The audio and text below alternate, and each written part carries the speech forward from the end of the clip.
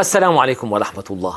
قال لي: أنتم يا من تعادون أولياء الله في قبورهم، هل تجرؤون أن تصلوا إلى حاكم من الحكام أو إلى أي مسؤول هكذا مباشرة دون ترتيب؟ فقلت له: لا.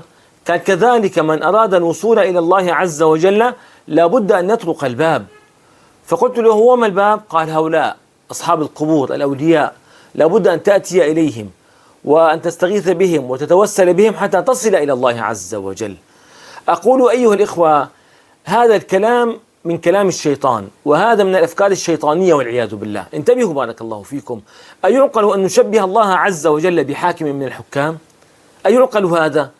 ثم إن ربنا عز وجل ينزل إلى السماء الدنيا، ربنا بعظمته وجلاله ينزل إلى السماء الدنيا حتى ينادي على عبيده ويقول لهم: من يسألني فأعطيه، من يدعوني فأستجيب له، من يستغفرني فأغفر له.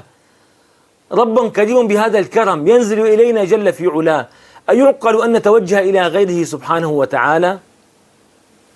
ابدأوا شهر رمضان المبارك بالتخلي عن هذه الشركيات، صححوا عقائدكم بارك الله فيكم، واعرفوا قدر ربكم جل في علاه، فربنا كريم عادل حيي يستحي من العبد إذا رفع يديه أن يردهما صفرا.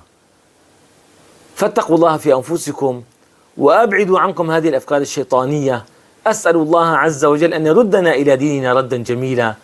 اللهم آمين، اللهم آمين.